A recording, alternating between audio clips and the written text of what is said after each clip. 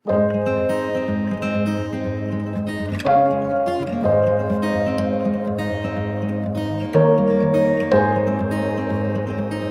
मतलब चल लिए आप सब। हाँ सर, सोचे नहीं थे कभी की सोचे नहीं थे? कभी नहीं सर, सपना में नहीं। बड़ी तकलीफ होती थी पैरों में, लेकिन 4-6 दिन के बाद ऐसा लगा कि कुछ है भी नहीं, एकदम सब पैर ठीक हो गए आपके? बिल्कुल सब कुछ बढ़िया, फर्स्ट क्लास। स्टार्टिंग में बोला गया था ना सर कि 5 मंथ आप लोग को रहना है, ये तो लोग को लगता था 5 महीना कैसे बीतेगा। मीडिया पे दिख रहा है कि भैया देश में आग लगी हुई है, हिंदू मुस्लिम हिंदू मुस्लिम हिंदू मुस्लिम, और हम मतलब साउथ से नॉर्थ चले हैं और एक व्यक्ति ने कुछ बुरी बात नहीं बोली, एक व्यक्ति ने कुछ गलत नहीं बोला, एक व्यक्ति ने कुछ मतलब धमकी नहीं दी। एक्चुअली ये मानव का असल स्वभाव यही है कि उसके अंदर बैर नहीं है, लोगों को भड़काया जाता है, पर असल में जो भारतीय हैं वो बहुत प्यार मोहब्बत और भाईचारे वाले हैं। ईस्ट इंडिया कंपनी 2 है आज सरकार में बैठी, तो उससे वही खेल है, चीजें वही है, और एक ही चीज इसमें कौन सी ये ईस्ट इंडिया कंपनी है या ये वेस्ट इंडिया कंपनी है?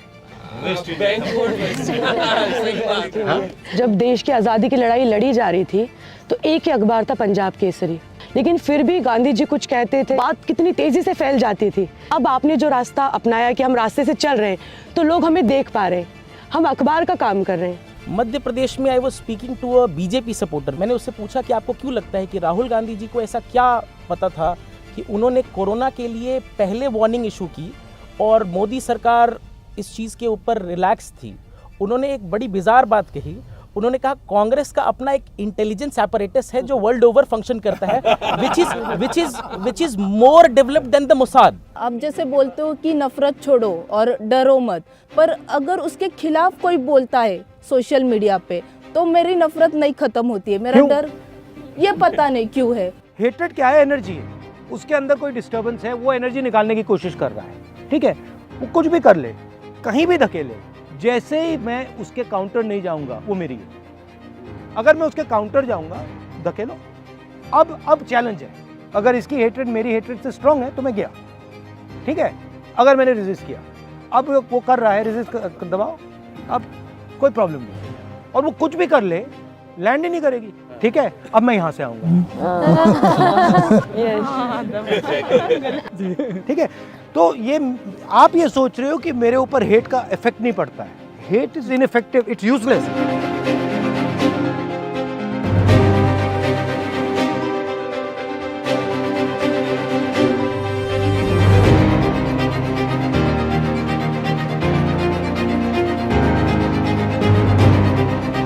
यात्रा का जो पूरा मेरे लिए एक मतलब निकला कि जो राजनीति है वो सिर्फ दिल्ली में बैठ के या स्टूडियो में बैठ के सोशल मीडिया में बैठ के नहीं, तो उसके लिए निचले स्तर पे जाके लोगों को उस राजनीति का हिस्सा बनाने की।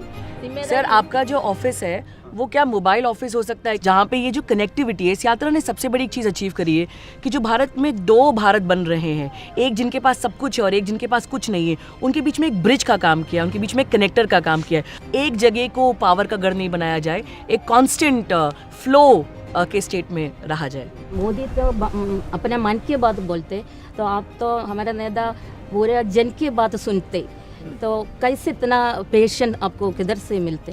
हाँ, ये पेशेंस तो आपकी भी बड़ी होगी, मतलब टोटल बढ़ती जा रही है। यही सीखा इस यात्रा में सबसे मेन चीज यही सीखी, सबसे ज्यादा कुछ भी हो जाए बस पेशेंटली लगे रहो लगे रहो लगे रहो। 4 बजे उठ के मैं 4:30 बजे 5 बजे बाहर आती हूँ और उसके बाद सभी यात्रियों को मैं आवाज देती हूँ कि सभी भारत यात्री तैयार रहे, इतना टेम्परेचर है। तो उस समय ये लोग सभी आते थे, कहते थे कि तुमको कोई काम नहीं, 5:30 बजे बुला लेती हो तो 6:30 बजे करो।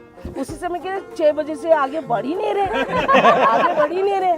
फिर दोबारा आपने बोला हरियाणा में भी पंजाब में मुझे सिक्योरिटी वालों ने चिट्ठी लिख दी कि तो आपको 6 बजे नहीं 7 बजे करना ही पड़ेगा। तो फिर मैंने कहा ठीक है भाई, अब सिक्योरिटी वालों ने कह दिया तो मैं फंसाऊंगा नहीं। फोन का टाइमिंग पीछे कर दिया था आधा घंटा, मगर मुझे लग रहा था उसमें कुछ साजिश थी कि मतलब आप लोगों ने पुलिस वालों को बताया कि भैया 7 बजे शुरू करा, ऐसा कुछ था उसमें। राजस्थान से पहले एक डेलीगेशन बनाया था कि हम राहुल जी को ना एक ज्ञापन देंगे कि सर 1 घंटा थोड़ा बढ़ा दीजिए, बट आपने पोडियम से जब कह दिया, जब आपने पोडियम से कह दिया तो सब एक दूसरे की मुझे शक्ल पहले देखते हैं। इन्फॉर्मेशन मिली थी कि आपका डेलीगेशन आ रहा है।